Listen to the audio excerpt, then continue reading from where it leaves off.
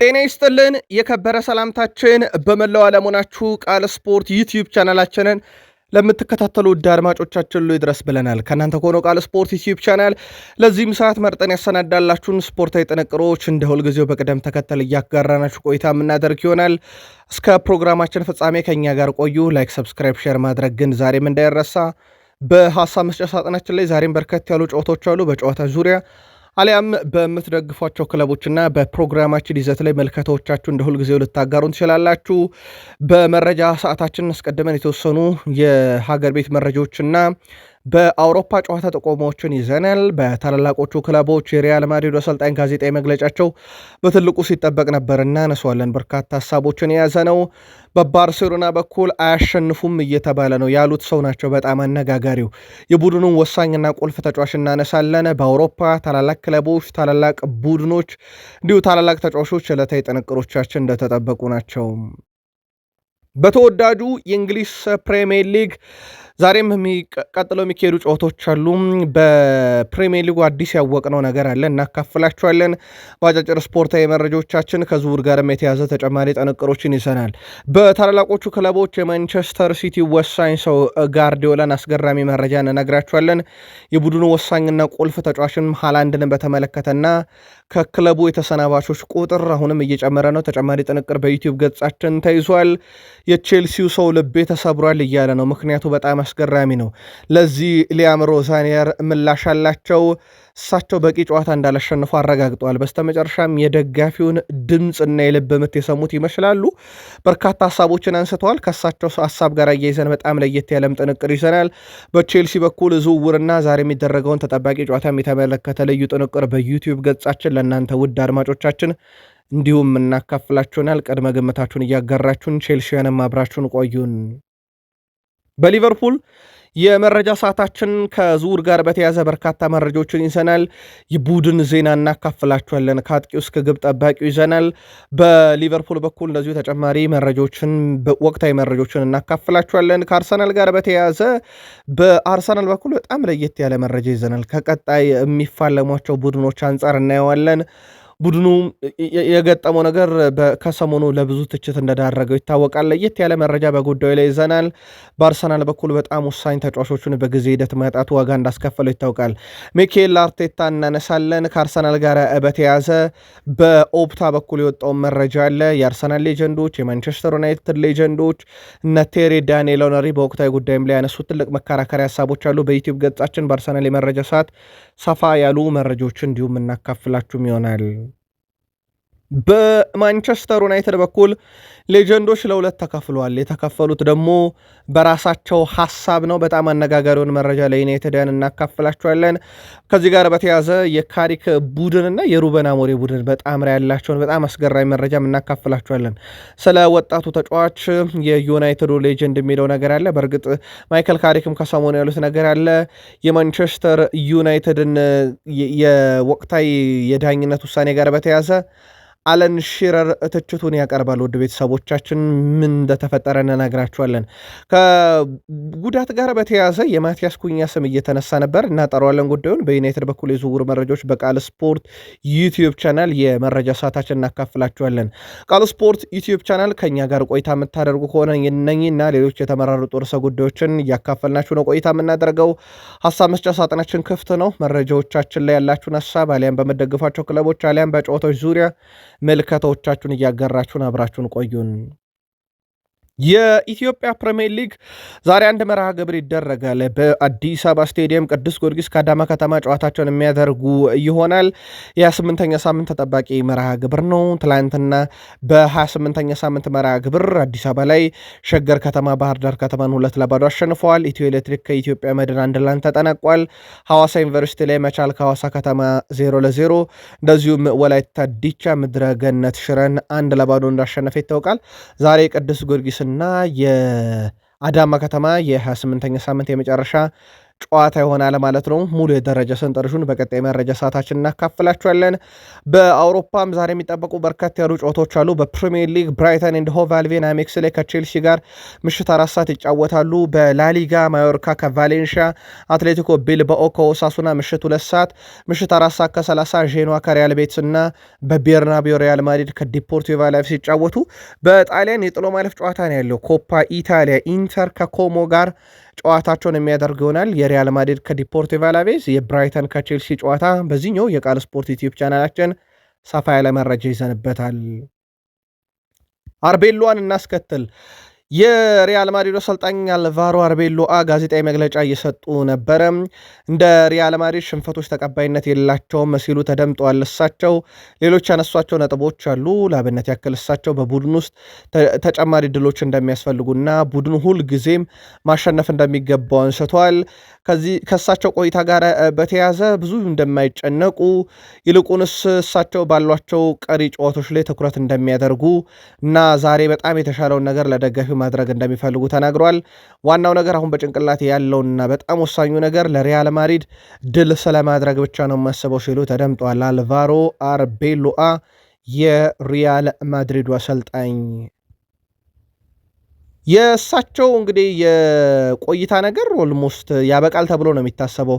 በአመቱ መጨረሻ ላይ በተለይም ከቀሩ ጨዋታዎች በኋላ እሳቸው ክለቡ በቃውት ካለ እንግዲህ ውሳኔውን አክብረው ከክለቡ ጋር እንደሚለያዩ ተረጋግጧል። ግን ያው እሳቸው ኦልሞስት ሲመጡም በጊዜያዊ አሰልጣኝነት እንደመጡ የሚዘነጋ አይደለም። እሳቸው ኦልሬዲ ይሄን አምነው እንደሚቀበሉ ተናግረዋል። የሪያል ማድሪድ ቡድን ሪቮሉሽን ወይም አብዮት አያስፈልገውም ብለዋል እሳቸው።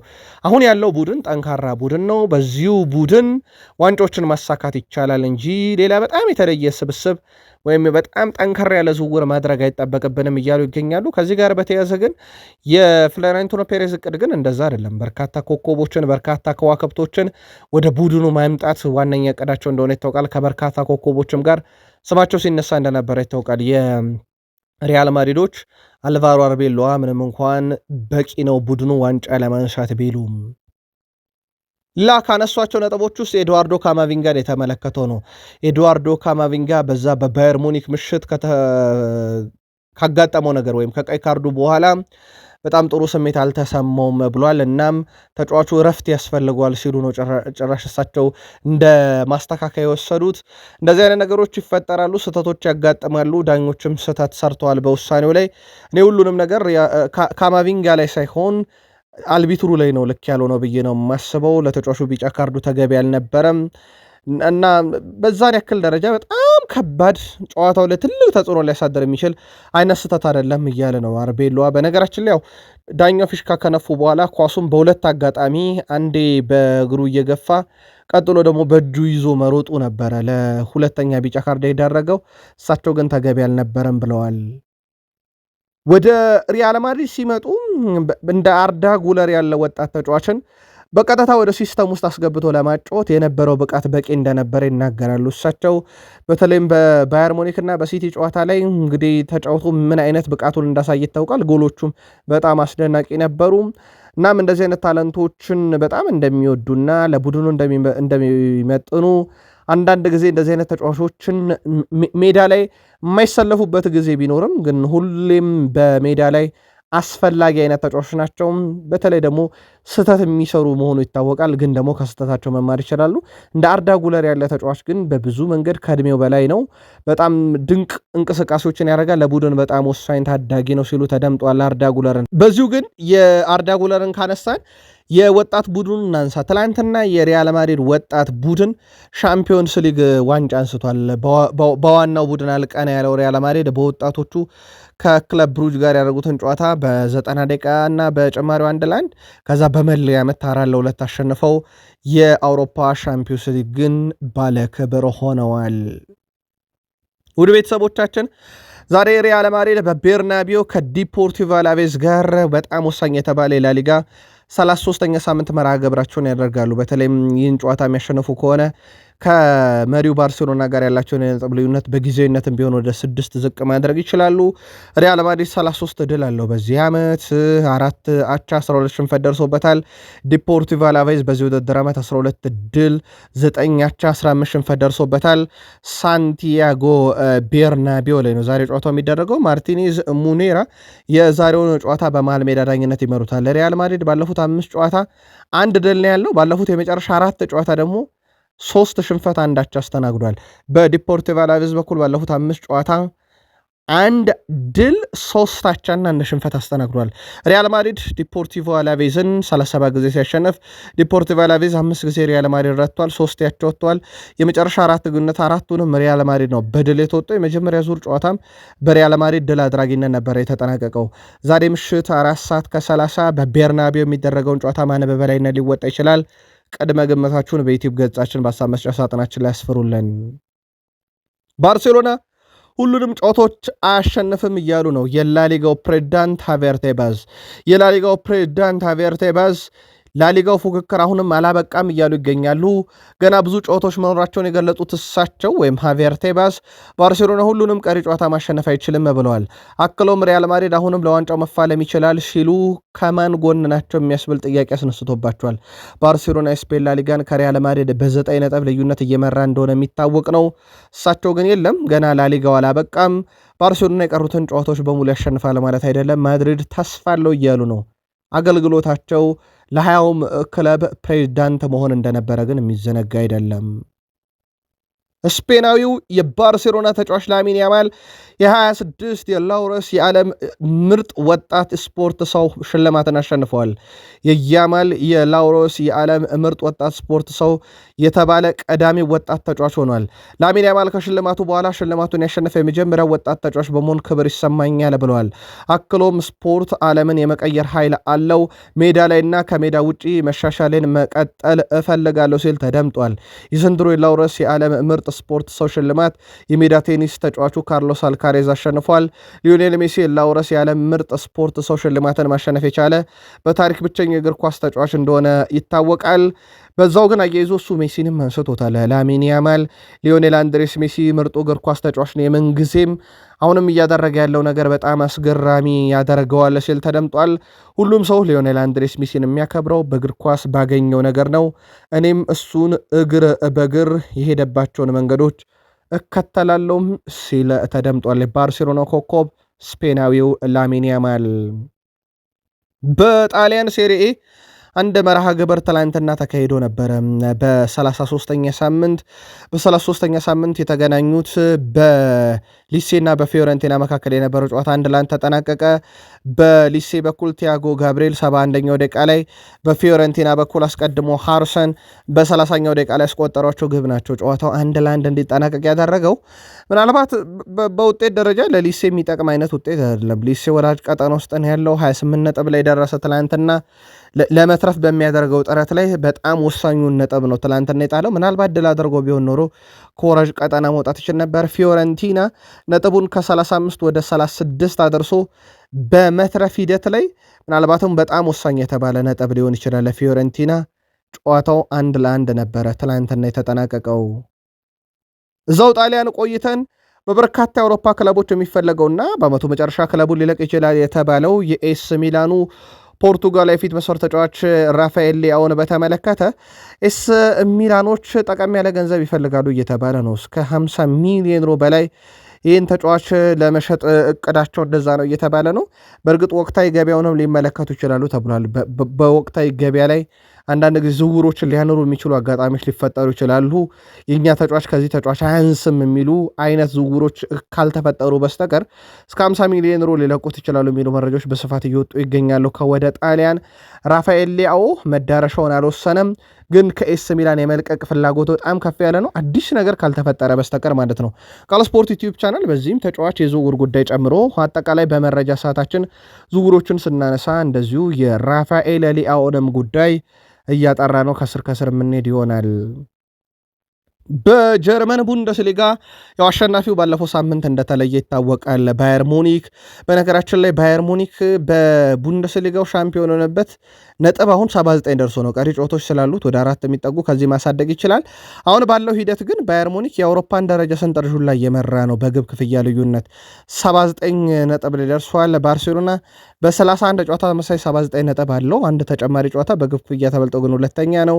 ኢንተር በ78 ነጥብ ሶስተኛ፣ አርሰናል በ70 ነጥብ አራተኛ፣ ሪያል ማድሪድ በ70 ነጥብ አምስተኛ፣ ሲቲ በ67 ነጥብ ስድስተኛ፣ ሚላን በ66 ነጥብ ሰባተኛ፣ ናፖሊ በ66 ነጥብ በግብ ክፍያ ተበልጦ ስምንተኛ፣ ዶርትመንድ በ64 ነጥብ ዘጠነኛ፣ ፓሪስ ሰን ዠርሜን በ63 ነጥብ አስረኛ ናቸው። በእርግጥ ፓሪስ ሰን ዠርሜን በአውሮፓ ውስጥ በሰበሰበው ነጥብ ብዛት አስረኛ ይሁን እንጂ የተጫወቱትም የጨዋታ ብዛት በሁለት ያንሳል ከአብዛኞቹ ወይም በአምስት የሚያንስባቸው አሉ።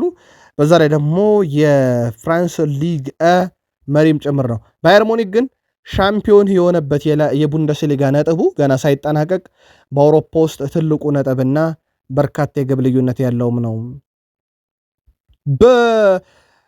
በፍራንስ ሊጋ ውድ ቤተሰቦቻችን ከፍተኛ ግብ አስቆጣሪነት አሁንም የፓሪስ ሰን ዠርሜን ተጫዋች የለም። የስታድ ሬንሱ ሊዮፓል አሁንም በ17 ግብ ይመራል። ፒያንኬሊ ውድድሩ እንዳበቃ ይታወቃል። እሱ በጉዳት ምክንያት 16 አለው። ሜሰን ግሪንውድም በተወሰነ መንገድ ጉዳት ላይ ነበረ። ከዛ ወደ ግብ ለመመለስ ተቸግሯል። 15 ደርሷል። ኤድዋርዶ የሌንሱ ተጫዋች 12 አለው። የሞናኮ ባለገን 12 ደርሷል። ከፍተኛ ግብ አስቆጣሪነት ውስጥ የለም አሁንም ፓሪስ ሰን ዠርሜን ተጫዋች። ትላንትና ግን ያው ፓሪስ ሰን ዠርሜን የላውረስ የዓመቱ ምርጥ ቡድን ተብሎ መሸለሙን ነግሬያቸዋለሁ። 2026 የላውረስ የዓመቱ ምርጥ ቡድን ፓሪስ ሰን ዠርሜን የባሎንዶር አሸናፊው ዴምቤሌ እንኳን የዓመቱ ምርጥ ተጫዋች ወይም የስፖርት ሰው ተብሎ አልተመረጠም። እንዳልኳቸው የሜዳ ቴኒሱ ተጫዋች ካርሎስ አልካሬዝ ነው የስፖርት ማን ወይም የስፖርት ሰው የላውረስ የዓመቱ ምርጥ ሽልማትን ያሸነፈው። ዘ ስፔሻል ዋን ጆዜ ሞሪኒዮ ያልተሸነፈ ቡድን አላቸው። በነገራችን ለውድ ቤተሰቦቻችን ቤኔፊካ በ38 የፖርቱጋል ፕሪሜራ ሊጋ ከ30 ጨዋታ 21ን ድል አድርጎ 9ን አቻ ወጥቶ በቡድን ውስጥ 44 የግብ ልዩነትን ይዞ 72 ነጥብን ይዞ ከአንደኛ ካለው ፖርቶ የሚያንሱት በ7 ነጥብ ብቻ ነው። ከእነሱ በታች ካለው ስፖርቲንግ ሊዝበን ደግሞ በ1 ነጥብ ልቀው ሁለተኛ ደረጃ ላይ ተቀምጠዋል። አላበቃም የፖርቱጋል ፕሪሜራ ሊጋ። በነገራችን ላይ ምናልባት ዋንጫውን ሊያነሱ የሚችሉበት ተስፋ ካለ የነጥብ ልዩነቱ ግን 7 ነው። በጣም አስገራሚ ነገር ግን እሳቸው አሁንም ቢሆን ያልተሸነፈ ቡድን አላቸው በፖርቱጋል ፕሪሜራ ሊጋ።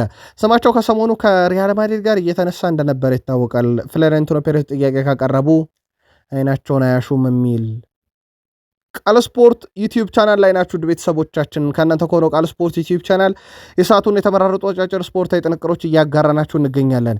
ከተወዳጁ የእንግሊዝ ፕሪሚየር ሊግ ብቻ ወዳገኘናቸው የዕለቱ ጥንቅሮቻችን ሻገር ውድ የቃል ስፖርት ዩቲዩብ ቻናል ቤተሰቦቻችን ከፕሪሚየር ሊግ ቆይታችን ጋር ስትሆኑ ላይክ፣ ሰብስክራይብ እና ሼር ማድረግ ግን እንዳይረሳ። አብራችሁን ቆዩን። በፕሪሚየር ሊጉ የመጀመሪያው ወራጁ ቡድን ታውቋል። ወልቭስ ሆኗል። ዌስትሃም ዩናይትድ ትላንት ከፓላስ ጋር 0-0 ተለያዩ። ያው ለዌስትሃም አቻውም ጥሩ ነው፣ ከሽንፈት ይሻላል። ግን ድሉ በጣም ያስፈልገው ነበር ለዌስትሃምን። በእርግጥ ዌስትሃም 1 ነጥብ ማግኘቱን ተከትሎ በሂሳባዊ ስሌት ወልቭስ ወርዷል።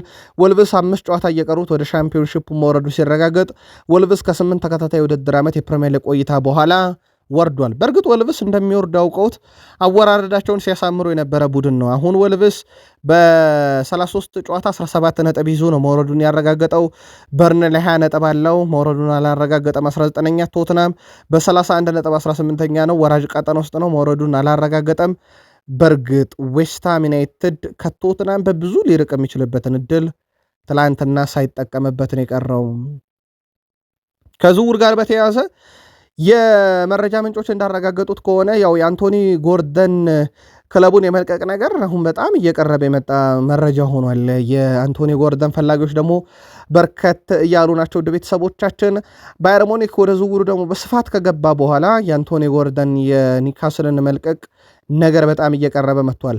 ከዚህ ጋር በተያያዘ እንደውም በኒካስል ዩናይትድ በኩል ለኒካስል ቅርብ የሆኑ የዜና ምንጮችም ጭምር 75 ሚሊዮን ፓውንድ አካባቢ ወጪ ሊያስደርግ የሚችል አይነት ተጫዋች መሆኑን እንግዲህ ይፋ እያደረጉ ይገኛሉ። ወይም ተጫዋቹ በኒካስል የተጠየቀበት ገንዘብ እስከ 75 ሚሊዮን ፓውንድ ይደርሳል ተብሏል። ከባየር ሙኒክ በተጨማሪ ግን በእንግሊዝ ውስጥ ያሉ ሀያላን ክለቦች በተለምዶ ቢግ ሲክስ የሚባሉ ክለቦች አብዛኞቹ የአንቶኒዮ ጎርደን ፈላጊ መሆናቸው ይታወቃል።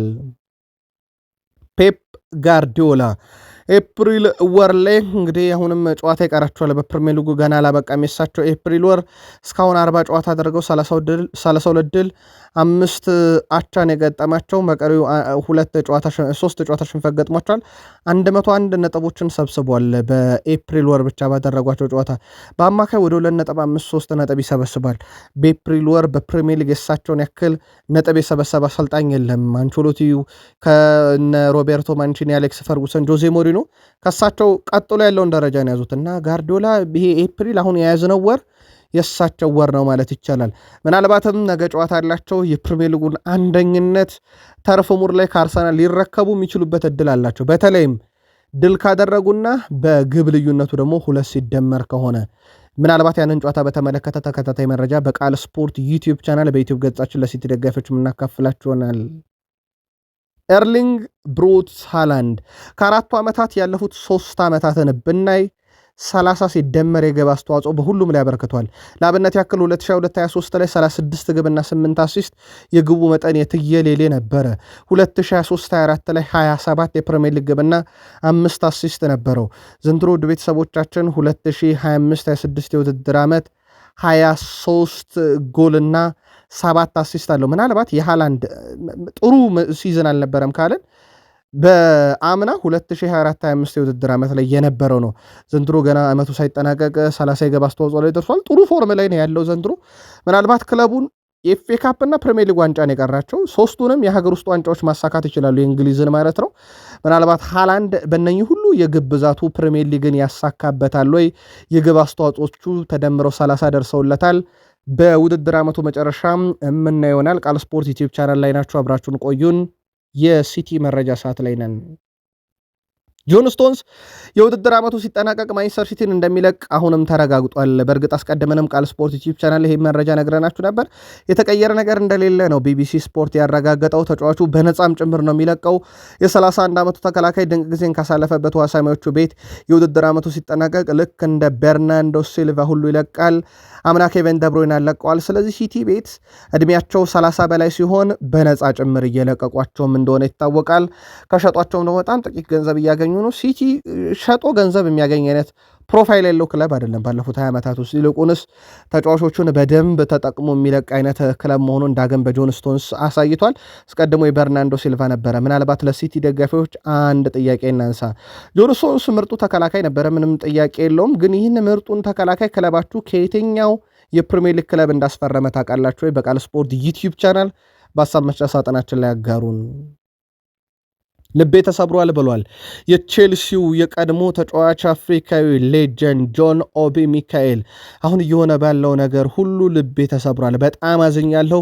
ይሄ ፈጽሞ ለቼልሲ የሚገባው ነገር አይደለም፣ ቼልሲ እንደዚህ አይነት ቡድን አይደለም ሲል ትችቱን፣ ምሬቱን፣ ቁጭቱን ተናግሯል። በእርግጥ ጆን ኦቢ ሚካኤል ዓመቱ ሲጀመር ጀምሮ በርካታ ደስ ያላሉትን ነገሮች ሲያነሳና ሲያጋራ ነበር። በቅርቡ ደስ ካላሉት ነገሮች ውስጥ አንደኛው የአሰልጣኝ ሹምሽር ሂደቱ እንደነበረ የሚዘነጋ አይደለም። ከዚህ ጋር በተያያዘ አሁን እየገጠማቸው ባለው ነገር በተለይም ከማንቸስተር ዩናይትድ ጋር በስታንፎርድ ብሪጅ የነበረው ጨዋታ ከተመለከተ በኋላ በጣም ማዘኑና እየሆነ ባለው ነገር በጣም አዝኛለሁ፣ መፍትሄ በጊዜ ያስፈልጋል እያለ ነው። በርካቶች እንደ መፍትሄ እያነሱት ያሉት ግን አሁንም ሊያም ሮዛኔርን በዲየጎ ሲሞኔ በአትሌቲኮ ማድሪድ አሰልጣኝ ዲየጎ ሲሞኔ መቀየር መሆኑን ቃል ስፖርት ዩቲዩብ ቻናል በተደጋጋሚ ስናነሳላችሁ እንደነበረ ይታወቃል። ሊያም ሮዛኔር በቂ ድል አላገኘንም ብለዋል፣ አምነዋል። በስተመጨረሻም ይሄ እሳቸው ተስፋ አለ ከሚል ነገር ወጥተው ድሉ በቂ እንዳልሆነ አረጋግጠዋል። አሁን የዛሬው ጨዋታ ላይ ትኩረት ማድረግ አለብን፣ ጨዋታዎችን ማሸነፍ ይጠበቅብናል ሲሉ ተደምጠዋል። የቼልሲው አለቃ ሊያም ሮዛኔር ማሸነፍ ከፈለግን ደግሞ ግብ መቆጠር የለበትም እያሉ ይገኛሉ። እናም ጎሎች እየተቆጠሩብን ስለ ድል ማሰብ አንችልም። ስለዚህ የሚቆጠሩብንን ግን መቀነስ አለብን ብለዋል። ምን አይነት የጨዋታ ታክቲክ ተጠቅመው ነው እሳቸው ይሄ እየተቆጠረብን ያለውን ግብ መቀየር አለብን የሚለው በትልቁ ይጠበቃል። የቃል ስፖርት ዩቲዩብ ቻናል የቼልሲ ደጋፊዎች ምናልባት እናንተ መፍትሄ መሆን አለበት የምትሉትን ከዚህ አንጻር ልትነግሩን ትችላላችሁ። እሳቸው ግን እንደ አሰልጣኝ ድል ለማምጣት ወሳኙ ስራ የኔ ነው፣ ወሳኙ ስራ ጨዋታዎችን ማጥናት፣ ለጨዋታዎቹ የሚያስፈልጉ አይነት ግባቶችን ማሟላት፣ በተለይም ደግሞ ከተጋጣሚ ቡድን አንጻር ክለብን ማዘጋጀት የኔ ድርሻ ነው። ለዛሬው ብራይተንም ጨዋታ ክለቡን በዛው ልክ አዘጋጅቸዋለሁ እያሉ ይገኛሉ ሊያም ሮዛኒየር። ኒካስል ዩናይትድ ጋር ማርች 14 ጨዋታ ካደረጉ በኋላ እንደ አጠቃላይ አራቱን ጨዋታዎች ብንደምራቸው 67 ሙከራዎችን አድርጓል። በነገራችን ላይ ግን ችግሩ አንድም ግብ አላስቆጠርም። ከ67 ሙከራ 13ቱ ኢላማውን የጠበቀ ነው። ከ13ቱ አምስቱ ከፍተኛ የሆነ ግብ የመሆን ንጻሬ ነበራቸው። በነገራችን ላይ ከዚህ ውስጥ ታዲያ ምንም ግብ አላገኘም። በኒካስል 1-0 ተሸነፈ፣ በኤቨርተን 3-0 ተሸነፈ፣ በሲቲ 3-0 ተሸነፈ፣ በዩናይትድ 1-0 ተሸነፈ። አራቱ ጨዋታ ላይ ግን 67 ሞክሮ 13 ኢላማውን ጠብቆ 5 ጎል ማግኘት የነበረበት ቡድን ነው። ለዚህም እንደ ትልቅ ምክንያት የሚነሳ ያያችሁት ያስተዋላችሁት ችግር አለ ወይ? በተለይም ፊት መስመሩ ላይ የቃል ስፖርት ዩቲዩብ ቻናል የቼልሲ ደጋፊዎች ልታደርሱን ትችላላችሁ። ምክንያቱም በ28 ዓመት ውስጥ እንዲህ አይነት ነገር ቼልሲን ሲገጥመው ተመልክተን አናቅም ነበረም። ከዝውውር ጋር በተያያዘ በቼልሲ ቤት የአንድ ተጫዋች ስም አሁን በትልቁ እየተነሳ ይገኛል። የሰንደርላንዱ ተጫዋች ኖህ ሳዲቅ ነው በስፋት ስሙ እየተነሳ የሚገኘው። የአማካይ ስፍራ ተጫዋች ነው። በቀጣይ ክረምት 150 ሚሊዮን ዩሮ አጠቃላይ የቦነስን ክፍያ ጨምሮ ካገኘ ኤንዞ ፈርናንዴዝን ለመልቀቅ ክፍት የሆነው ቼልሲ አማካይ ክፍሉ ላይ ተጫዋቾችን እያየ ነው። ኖህ ሳዲቅ አንደኛው ነው። እንደ በርካታ የዜና ምንጮች ከሆነ ሰንደርላንድ ይህን ተጫዋች በተለይም ቤልጂየም የአማካይ ስፍራ ተጫዋች ከሴንት ዩኒየን ግሎሲን ያመጡት በክረምት ላይ 26 ሚሊዮን ፓውንድ አካባቢ ከፍለውበታል። ስለዚህ ትልቅ ገንዘብ ይፈልጉበታል ተብሏል። ቼልሲ በዝርዝር ውስጥ አካቶታል። ምን ያህል ርቀት ይሄድበታል የሚለውን በዩቲዩብ ገጻችን ተከታትለን በቃል ስፖርት ዩቲዩብ ቻናል የምናደርሳችሁናል። ከዛ ውጭ ቼልሲ ከ16 ዓመት ተሰጥኦ ካለው ተከላካይ ካልቨን ዲያኬቴ ጋር ፕሮፌሽናል ሁሉም በትላንትናው ዕለት ተፈራርሟል። ስምነቱ እስከ ሰኔ 28 ድረስ የሚሰራ ሲሆን ከቼልሲ 21 ዓመት በታች ከ18 ዓመት በታችና ከእንግሊዝ ወጣት ቡድን ጋር ይሰራል። በዋናው ቡድንም እንደ አስፈላጊነቱ የጨዋታ ጊዜን ያገኛለም ተብሎ ይጠበቃል። ቼልሲ በጣም ወሳኝ የተባለ ጨዋታ ይጠብቀዋል ዛሬ። በተለይም አምስተኛ ላይ ካለው ሊቨርፑል ጋር ያለውን የነጥብ ልዩነት በጊዜያዊነትም ቢሆን ወደ 3 ዝቅ ማድረግ ይችላል። ዛሬ አሜክስ ላይ ድል የሚያደርግ ከሆነ ጨዋታው በኢትዮጵያን ሰዓት አቆጣጠር ዛሬ ከምሽቱ 4 ሰዓት ሲል ይጀምራል። ብራይተን ከቼልሲ። ብራይተን በዚህ ውድድር ዓመት 15 ድል 11 አቻ 12 ሽንፈት ገጥሞታል። እንግዳው ቡድን ቼልሲ 25 ድል 10 አቻ 17 ሽንፈት ገጥሞታል። አሜሪካን ኤክስፕረስ ኮሚኒቲ ስቴዲየም ወይም አሜክስ ላይ ጨዋታው ይደረጋል። ብራይተን በመጨረሻ 5 ጨዋታዎች ውስጥ 3ቱ ድል ናቸው፣ አንዳች አንድ ሽንፈት ገጥሞታል። ቼልሲ በመጨረሻ 5 ጨዋታ አንድ ድል ብቻ ነው ያለው። ፖርት ቫሌን 7-0 ያሸነፈው። ከዛ ውጭ 4ቱን ተሸንፏል። በፓሪስ ሰን ዠርሜን፣ በኤቨርተን፣ በሲቲ እና በዩናይትድ የደረሰበት ሽንፈት ይጠቀሳል። በቼልሲ በኩል ብራይተንን 15 ያሸንፏል። ብራይተን ቼልሲ 6 ያሸንፏል። 5 ጊዜ ወጥቷል። የመጨረሻ 4 ግንኙነታቸውን ደግሞ ነጥለን ከተመለከትን ወደ ቤተሰቦቻችን ቼልሲ አንዴን ያሸነፈው፣ ብራይተን 3 ጊዜ የመጨረሻ 3 ጨዋታዎችን ድል አድርጎታልና ብራይተን ቼልሲ ላይ የተሻለ ቁጥሮች አሉት በቅርብ ዓመታት ውስጥ በቅርብ ሳምንታት ውስጥም በሁለቱ ክለቦች መካከል እንዲህ አይነቱ ፍልሚያ ሲደረግ ጨዋታውን ማን በበላይነት ሊወጣው ይችላል? ስታንፎርድ ብሪጅ ላይ የመጀመሪያ ዙር ጨዋታ በብራይተን 3-1 አሸናፊነት እንደተጠናቀቀ ይታወቃል። ቃል ስፖርት ዩቲዩብ ቻናል ላይ የምትገኙ ቤተሰቦቻችን የዚህን ጨዋታ ውጤት ቅድመ ግምታችሁን ግን አስፍሩልን። ያን ዲዮሜንዲ ወደ ሊቨርፑል የሚያደርገው ዝውውር እውን የሆነ ዘንድ በሊቨርፑል በኩል ጠንካራ ስራዎች እንዳሉ ፍሎሪያን ፒልተንበርግ አረጋግጧል። ያን ዲዮሜንዲ በቡድን ውስጥ በተለይም የሳላን መልቀቅና ያልተተካም የተባለውን ዲያዝ ሚዛን ለመጠበቅ ለቡድኑ እንዲህ አይነት ተጫዋች ያስፈልጋል በሚል ስራዎች እየተሰሩ ነው። በነገራችን ላይ አሁን በቀጥታ በሳላ የሜዳ ክፍል ላይ የሚጫወት ተጫዋች ብቻ ማምጣት ላይጠበቅ ይችላል። በዛ ቦታ ላይ አቬሬጅ ተጫዋቾችን ተጠቅሞ ተቃራኒውን ሳይድ ደግሞ ጠንካራ ማድረግ ይቻላል። ላብነት ያክል ዲያስ ትቶት ሄደውን የግራ ክንፍ አጥቂን ቦታ ማጠናከር ይቻላል እና አንዳንድ ጊዜ ተተኪ ሲባል በቀጥታ የሜዳ ክፍሉን እንኳን ባይተካ በቡድኑ ሌላኛውን ክንፍ ላይ ሚዛኑን ገልብጦ ሊይዝ የሚችል በጣም አስደናቂ ተጫዋች ነው። እስካሁን ምንም አይነት ስምምነት አልተደረገም፣ ውይይቶች አልተደረጉም። ግን የቅርብ ሰዎቹን ማነጋገራቸው ይፋ ተደርጓል። በተጫዋቹ በኩል አርቢ ላይፕዚግ ደሞዙን ለማስተካከልና ውሉን ለማደስ ደግሞ በተቃራኒ ስራዎችን እየሰራ መሆኑን ፍሎሪያን ፒልተንበርግ አረጋግጧል። በነገራችን ላይ ብቸኛው ክለብ ግን ሊቨርፑል እንዳልሆነ ይታወቃል። የጆርጅ ማማርዳሽቪሊ ጉዳትን ተከትሎ ከ2 እስከ 4 ሳምንት መራቁ ይታወቃል ከሊቨርፑል ስብስብ። አሊሰን ደግሞ በጉዳት አስቀድሞ ያልነበረ ተጫዋች እንደነበረ ይታወቃል። ስለዚህ አሊሰን ለዩናይትድ ጨዋታ ይደርሳል ማለት ፍሬድ ውድማን ከክሪስታል ፓላስ ጨዋታ ጋር ለመጀመሪያ ጊዜ ለሊቨርፑል በፕሪሚየር ሊግ ጨዋታ ዋና ግብ ጠባቂ ሆኖ እንደሚጫወት ማረጋገጣቸው ይታወቃል። ምናልባት የኤቨርተኑ ጨዋታ ላይ ጥቂት ደቂቃ አግኝቶ ነበርና የቃል ስፖርት ዩቲዩብ ቻናል የሊቨርፑል ደጋፊዎች ያንን ጨዋታ የተመለከታችሁም በሊቨርፑል በኩል ይህ ሰው ኃላፊነት ለመወጣት በቂ ነው፣ በተለይም ደግሞ በጣም በዚህ ወሳኝ ሰዓት ላይ ብላችሁ ታምናላችሁ? የምልከታችሁን አጋሩን። በመርሳይድ ደርቢ ጨዋታ ሳላ ግብ እንዳስቆጠረ ይታወቃል። በዚህ ሳምንት የነበረው ጨዋታ ግን በጣም አስገራሚ ነገር ሳላ የግብ መጠኑ 12 ነው። የግብ አስተዋጽኦ እንዳጠቃላይ ግብ ሲደምር አሲስት ግን ውድ ቤተሰቦቻችን ከስቴቨን ጀራርድ ጋር ግብ መጋራቱ ይታወቃል። ሁለቱም 9-9 የመርሳይድ ደርቢ ግብ አላቸው። ሳላ ግን አሲስቶቹ ሲደመሩ ከስቴቨን ጀራርድ አሁንም በአንድ ያንሳልና የመርሳይድ ደርቢ በርካታ የግብ አስተዋጽኦ አሁንም በስቴቨን ጀራርድ እጅ ሆኖ ነው ሳላ ክለቡን የሚለቀው። ሳላ ከዚህ በኋላ የመርሳይድ ደርቢ ጨዋታ የለበትም ክለቡን በውድድር ዓመቱ መጨረሻ ስለሚለቅ ማለት ነው። ግን በግብ ደረጃ ስቴቨን ጀራርድን ተጋርቶታል። አሲስትን ከደመርንበት ግን አሁንም ከፍተኛ የግብ አስተዋጽኦ ያለው ስቴቨን ጀራርድ ነው። ሳላ ሁለተኛ ተጫዋች ሆኗል። እነ ፈርጉሰን የቀድሞ ተጫዋቾች 8 እነ ሉዊስ ሱዋሬዝም 8 ነበራቸው። በሊቨርፑል በኩል ቀጣይ ክረምት ላይ ጠንካራ ዝውውሮች ይደረጋሉ፣ ምንም ጥያቄ የለውም። ለአብነት ያክል የአምና ፌርማዎች ቀላል የሚባሉ አይደለም። ኢሳክን በ125 ሚሊዮን ፓውንድ፣ ፍሎሪያን ቬርዝን በ100 ሚሊዮን ፓውንድ፣ ሁጎ ኤኪቲኬን በ69 ሚሊዮን ፓውንድ፣ ሚሎሽ ኬርኪዝን በ40 ሚሊዮን ፓውንድ፣ ጀረሚ ፍሪፖንግን በ29.5 ሚሊዮን ፓውንድ፣ ጆርጅ ማማርዳሽቪሊን በ27 ሚሊዮን ፓውንድ ወጪ አድርጎ ያመጣ ቡድን ነው። በጣም ትልቅ ገንዘብ ናቸው። በነገራችን ላይ ሁለቱ ተጫዋቾች ፍሎሪያን ቬርዝ እና ኢሳክ ብቻቸውን 225 ሚሊዮን ፓውንድ ነው ወጪ ያስደረጓቸው። ቀላል ዝውውሮች አይደሉም። አሁንም ቢሆን ረብጣ ገንዘቦችን ሊያወጣ ይችላል ተብሎ ይታሰባል። ግን እንደ አምናው አንድ ተጫዋች ላይ ብቻ ይህን የሚያክል ገንዘብ የማፍሰስ ግን እቅድ የለም እየተባለ ነው። በሊቨርፑል በኩል ምናልባት ወደ ቡድኑ መጥቶ ቡድኑን በጣም ሊያሻሽል ይችላል የምትሉት ተጫዋች በቀጣይ ማን ነው? በዩቲዩብ ገጻችን በሀሳብ መስጫ ሳጥናችን ላይ ሊቨርፑልን ያድርሱን። አርሰናል በፕሪሚየር ሊጉ እስከ 10 ያሉ ቡድኖችን ሲገጥም በጣም እየተቸገረ ይገኛል። 50 በመቶ ነው የማሸነፍ ንጻሬው። ይልቁንስ ቀጣይ ይሄ ከ10 በታች ያሉ ቡድኖችን ሲገጥም 80 በመቶ የማሸነፍ ንጻሬ ያለው 20 በመቶቸው ይወጣል። የመሸነፍ ንጻሬው 0 ነው።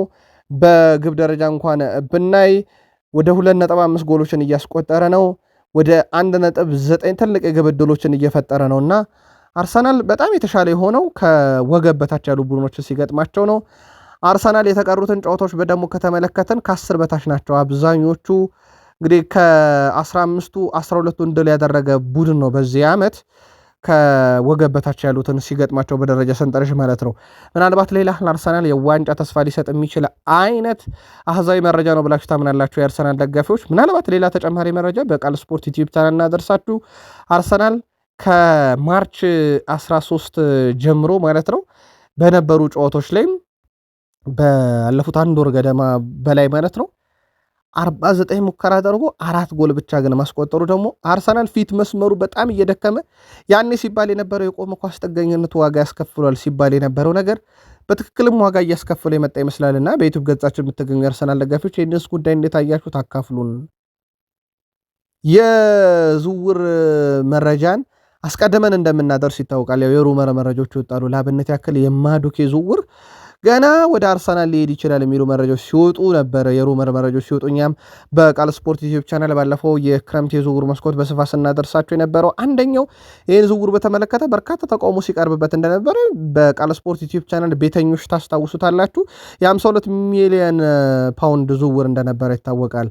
ኑኑ አሁን 36 ጨዋታ አድርጎ 11 የግብ ተሳትፎ ነው ያለው። በነገራችን ላይ በውሰት ለማርስ የሰጡት ኢታን ዋኔሬም ባለፈው የውድድር ዓመት በ37 ጨዋታ 11 የግብ አስተዋጽኦ ነበረው። ኢታን እዚህ ቡድን ላይ መጫወቱን በተመለከተ በርካቶች ገና ነው ቢሉም ግን 52 ሚሊዮን ፓውንድ ከወጣበት ኑኖ ማዱኬ እኩል የግብ አስተዋጽኦ አለውና ምናልባት አርሰናል ቤት እንዲህ አይነት ዝውውሮች በተለይም ከቼልሲ የሚመጡ ዝውውሮች ላይ ለምን ሁልጊዜም ከቼልሲ ተጫዋች እናመጣለን የሚሉ የልብ ደጋፊዎች አርሰናልን ብዙ ጊዜ እንደ ትችት የሚያነሱት ነው። ምናልባት የአምና የአርሰናል ዝውውር ዋንጫ ቢበላ 100% ሊባሉ ይችሉ ይሆናል ከተጽዕኖ አንጻር ብዙ ጊዜ የዓመቱ ምርጥም ከዋንጫ አሸናፊ ስለሚመረጥ። የአርሰናል ደጋፊዎች ግን ይህንን ያለፈ ክረምት ዝውውርን እንዴት ታዩታላችሁ? በቀጣይስ ምን አይነት ዝውውሮች ናቸው መፈጸም ያለባቸው? ክለቡስ ለምን ቼልሲ ላይ ብቻ ትኩረት ያደርጋል የሚለውን ግን የኑኖ ማዱኬ ዝውውር በትልቁ ማሳያ ሊሆን ይችላል። ከቋሚነት አንጻር ሁለት ተጫዋቾች አሁን አርሰናል ቤት ጉዳታቸው ለቡድኑ ምን ያህል ዋጋ እያስከፈለው እንደሆነ ሌላ ማሳያ ተደርጎ ሊወሰድ ይችላል። እነኚህ ተጫዋቾች ለአብነት ያክል ቲምበር በቀኝ ተመላላሽ ቦታ ጉዳት፣ ሳካ በቀኝ ክንፍ አጥቂ ጉዳት፣ ኦዴጋርድ የቀኝ አማካኝ ስፍራን ይዞ የሚጫወት በርካታ ጊዜ ጉዳትና ፊትነስ ጉዳይ ገና በቅርቡ ነው የመጣው። አርሰናል በቀኙ የሜዳ ክፍል ላይ ከተከላካዩ ሊያን ቲምበር ከአማካዩ ኦዴጋርድ እስከ አጥቂው ሳካ ጉዳት ፈትኖት ያ ሚኬል አርቴታ ዋንጫ ለማጣታችን ጉዳትና ቀይ ካርድ ያሉት ነገር ዘንድሮ በቀይ ካርድ እንጂ ያልተገለጠባቸው ችግሩ በጉዳት በኩል ግን ዋጋ እያስከፈላቸው መሆኑን በደንብ እያየንበት እንገኛለን። በርካታ የአርሰናል ደጋፊዎችም በሀሳብ መስጫ ሳጥናችን ላይ በተደጋጋሚ የሚያነሷቸው ጥያቄዎች አንደኛው የቡድኑ ትልቁ ችግር አሁንም ጉዳትም እንዳለ ይታሰብበት ይላሉ። ሚኬል አርቴታን በተመለከተም እሳቸውን ይሄ ለአርሰናል ይመጠናሉ አይመጥኑም፣ በእሳቸው ዋንጫ ተስፋ አለው የለው የሚሉ ነገሮች ያው በአርሰናል ደጋፊም የልብ ደጋፊም ይሄ በሚዲያው ላይ ብቻ ሳይሆን በአርሰናል ልብ ደጋፊም ለሁለት የከፈለ ነው። ተስፋ አለ በእሳቸው ስር የሚል የአርሰናል ደጋፊ አለ። የለም እሳቸው ምርጥ ቡድን ገንብተዋል፣ አመስግነን ሸኝተናቸው ሌሎች የዋንጫ ባህር ያላቸውን አሰልጣኞች እዚህ ቲም ላይ ብንጨምረው ዋንጫ ላይ መጣ ይችላል የሚሉ ሀሳቦች አሉ። ምናልባት የቃል ስፖርት ዩቲዩብ ቻናል የአርሰናል ደጋፊዎች የተለየ መልከታ ካላችሁ በሀሳብ መስጫ ሳጥናችን ላይ ያጋሩ ነው። አርሰናል ለመጨረሻ ጊዜ ፕሪሚየር ሊጉን 2004 በፈረንጆች አቆጣጠር 2003-4 ነው 2004 ላይ ግን ሲያነሳ ከዛ በኋላ በተለምዶ ቢግ ሲክስ የሚባሉ ቡድኖች በጣም ትልልቅ ዋንጫዎችን አሳክተዋል። ለአብነት ያክል ከዛች ኢንቪንሲብል ዋንጫ በኋላ ቼልሲ ነው ፕሪሚየር ሊጉን በጣም ለረጅም ጊዜ የመራው። በቀን ደረጃ ብናየው የኦፕታ ቁጥር እንደሚያሳየው ከሆነ ውድ የቃል ስፖርት ዩቲዩብ ቻናል በዩቲዩብ ገጻችን የምትገኙ ቼልሲ 1543 ቀናት ፕሪሚየር ሊጉን መርቶት 5 የፕሪሚየር ሊግ ዋንጫ አንስቷል። ሲቲ በ1200 ቀን ፕሪሚየር ሊጉን መርቶ 8 ዋንጫ፣ ዩናይትድ ወደ 1039 ቀናት ፕሪሚየር ሊጉን መርቶ 5 ዋንጫ፣ ሊቨርፑል ወደ 1034 ቀን መርቶ 2 ዋንጫ፣ አርሰናል 777 ቀን መርቶታል ፕሪሚየር ሊጉን አንድም የፕሪሚየር ሊግ ዋንጫ ከዛ ኢንቪንሲብል ድል በኋላ ግን ማሳካት አልቻለም። ሌሎቹ ክለቦች አሳክተዋል። ኢቭን ሌስተር ሲቲን እንኳን ብንወስድ ያው ሻምፒዮን ሆኗል 2015-16 175 ቀን ብቻ ነው ፕሪሚየር ሊጉን የመራው። ይህም ከአርሰናል አቃናንሰን ብናየው ኦልሞስት ከ598 ቀን ያንሳል ሊጉን የመራበት ሌስተር ሲቲ። ግን አርሰናል አሁንም የፕሪሚየር ሊጉን ዋንጫ አላነሳምና ይሄ ፕሪሚየር ሊጉን መርተው ምን ያህል ዋንጫ እንዳጡ ሌላ ማሳያ ቁጥር ተደርጎ ሊወሰድ ይችላል። ከኢንቪንሲብል ዋንጫ በኋላ ግን ድል አልቀና ያለው በዋንጫ ረገድ በርካቶች እንደ ምክንያት የሚያነሱት አንዱ የሃይበሪ ስቴዲየምን ጥሎ መውጣት ነው የሚሉ እንደውም አንዳንድ ይሄ የአርሰናል ገዱ ነበረ ሃይበሪ ስቴዲየም ያንን ጥሎ መውጣቱ ነው እያሉ በርካቶች 2-6ን ያነሷታል። የቃል ስፖርት ዩቲዩብ ቻናል የአርሰናል ደጋፊዎች በዚህ ጉዳይ ላይ እናንተ መልከታ እንዴት ያለ ነው ጻፉልን። ፓትሪክ ቬራ አርሰናል በማንቸስተር ሲቲ መሸነፉን ተከትሎ የቡድኑ ጥንካሬ አስፈርቶኛል ማለቱ ይታወቃል። ከአርሰናል አንጻር ሲታይ በጣም ልቡ እንደተሰበረ እሱም የሲቲ ተጫዋቾች አንጻር ደግሞ አርሰናል ቤት አሁንም ልምድ እንደሚያስፈልግ በጥሩ ቡድንና ሁልጊዜም በማሸነፍ ልምድ ባለው ታላቅ ቡድን መካከል ያለውን ልዩነት የሚያየውበት ነው እያለ ነው። ከወዲህ ደግሞ የቀድሞ የማንቸስተር ዩናይትድ ሌጀንድ ፖል ስኮልስ አርሰናል እስካሁንም ፕሪሚየር ሊጉን በበላይነት ሲመራ የነበረው በነ ሲቲ በነ ሊቨርፑል ወቅታዊ ብቃት ድክመት ምክንያት እንጂ አርሰናል በጣም የተሻለው ቡድን ነበር ብዬ አልቀበልም ብሏል። ሌላኛው የቀድሞ ዩናይትድ ሌጀንድ ፓትሪስ ኤቭራ ደግሞ ቀንደኛ የአርሰናል ደጋፊ የሆኑ የልብ ወዳጆች አሉኝና ገና አመቱ እየተጋመሰ በመጣ ቁጥር 4ቱንም ዋንጫ እንወስዳለን እያሉ ደጋፊዎቹ ተጫዋቾቹን ሲያዘናጉ ነበረ። የለም ተጫዋቾቹ ላይ አስገዳጅ ጫና ማሳደር ነበረበት። ያ ደጋፊ ጫና ማሳደር የነበረበት አርሰናል ዋንጫ ያስፈልገዋል፣ ቢያንስ የተወሰነ ዋንጫ መምጣት እንዳለበት እንጂ አራቱንም እናነሳለን ብለው ተጫዋቾቹ ላይ በጣም መዝናናትን መፍጠር አልነበረባቸውም፣ ጫና ማሳደር ይገባቸው ነበር እያለ ነው የቀድሞ የዩናይትድ ሌጀንድ ፓትሪስ ኤቭራ። ምናልባት የዩቲዩብ ገጽ ቤተሰቦቻችን በቃል ስፖርት ዩቲዩብ ቻናል የምትገኙ የእነኝህን ሌጀንዶች ሀሳብ እንዴት አያችሁት? መልከታችሁን ላኩልን። ያው ቴሪ ዳንኤል ሄንሪ የአርሰናል የቀድሞ ተጫዋች ነው። ከዚህ ጋር በተያያዘ ምናልባት የዩናይትድ ሌጀንዶች ስላነሳን ፓትሪስ ኤቭራም እነ ፖል ስኮልስንም ስላነሳን የቴሪ ዳንኤል ሄንሪ ሀሳብ ለየት ያለ ነው። አሁን ከሌሎች ክለቦች ጋር ብሽሽቅ ውስጥ መግባት የለብንም ብሏል። ቡድኑ ባለፉት ጥቂት ዓመታት ውስጥ ከዋንጫ ጋር እየተገናኘ አይደለም የሚለው ቴሪ ዳንኤል ሄንሪ ለአብነት ያክል ማንቸስተር ዩናይትድ በጣም ደካማ ጊዜን እያሳለፈ ነው፣ ግን ባለፉት 5 ዓመታት ውስጥ ከ5 ጊዜ በላይ ለፍጻሜ ደርሰዋል፣ ዋንጫ እያነሱ ይገኛሉ። የኛው ቡድን አርሰናል ግን ከዩናይትድ የተሻለን ነን ብለን ብናስብም ግን አሁንም ፍጻሜ እየደረስን አይደለምና ቡድኑ ፍጻሜዎችን መድረስ ዋንጫዎችን ማንሳትም ጭምር አለበት እያለ ይገኛል። በእርግጥ ካራባኦ ካፕ ፍጻሜ ደርሰው በሲቲ እንደተሸነፉ ይታወቃል በዚህ ሳምንት። አሁንም በተደጋጋሚ ፍጻሜ መድረስ ዋንጫዎችን ማሸነፍ የቡድኑ ስነ ልቦና መልሶ ይገነባል። ዩናይትድ ደካማ የውድድር ዓመታትን እያሳለፈ ቢሆንም ዋንጫ እያነሳ ነው፣ የቀድሞ ክለቤም እንዲህ ሊያደርግ ይገባል እያለ ነው ቴሪ ዳንኤል ሄንሪ። ፓትሪስ ኤቭራ የማንቸስተር ዩናይትድ ሌጀንዶች ክለባቸው ላይ ዘመቻ ከፍተዋልና እሱም ዘመቻ ከፍቶባቸዋል። ፓትሪስ ኤቭራ እንደ ተጫዋች ዛሬ ላይ ማንቸስተር ዩናይትድን በሚዲያ ላይ የሚተቹ ተጫዋቾች ሌጀንድ ናቸው ይላል። ነገር ግን ሌጀንድ ቢሆኑም ማሰልጠን አይችሉም፣ ምክንያቱም ሲያሰለጥኑ ምን እንዳደረጉ ተመልክተናል ይላል። በተለይም በርካታ ጊዜ የአሰልጣኝነት ስራን ሞክረው ያልተሳካላቸው ሰዎች እና የተባረሩ ሰዎች ናቸው ለዩናይትድ ጠንቅ የሆኑት እያለ ነው የቀድሞ ተጫዋች ፓትሪስ ኤቭራ። ጋሪ ኔቭልን በተመለከተ ነግሬዋለሁኝ። ቴሌቪዥን ላይ ወጥቶ ዩናይትድን መተቸት ቀላል ነው፣ ነገር ግን በቫሌንሻ ምን እንዳደረክና እንዴት እንደተባረርክ ታውቀዋለህ ያለው ፓትሪስ ኤቭራ ጋሪ ኔቭል ማንቸስተር ዩናይትድን በየቀኑ መተቸቱን ማቆም አለበት፣ እሱ ብቻ ሳይሆን ሌሎችም ሌጀንዶች ማቆም አለባቸው እያለ ነው። በዩቲዩብ ገጻችን የምትገኙ ዩናይትድ ደጋፊዎች ምናልባት ከዩናይትድ ሌጀንዶች ጋር በተያዘ የዩናይትድ ደጋፊዎችም በዩቲዩብ ገጻችን እነኝህ ሌጀንዶች ሲቃወሙ ነበር። እንደውም እነ ሮይ ኪን አሰልጣኝ ካሪክ ቋሚ መሆን የለበትም ሲሉ ይሄ ከምቀኝነትም አንጻር ነው እያሉ በዩቲዩብ ገጻችን ምልከቶችን ሲያደርሱ ነበር። ፓትሪስ ኤቭራ ደግሞ ቴሌቪዥን ላይ ወጥቶ ማውራት ቀላል ነው፣ እናንተ ስታሰለጥኑ ተባራቸዋል ብሏቸዋል።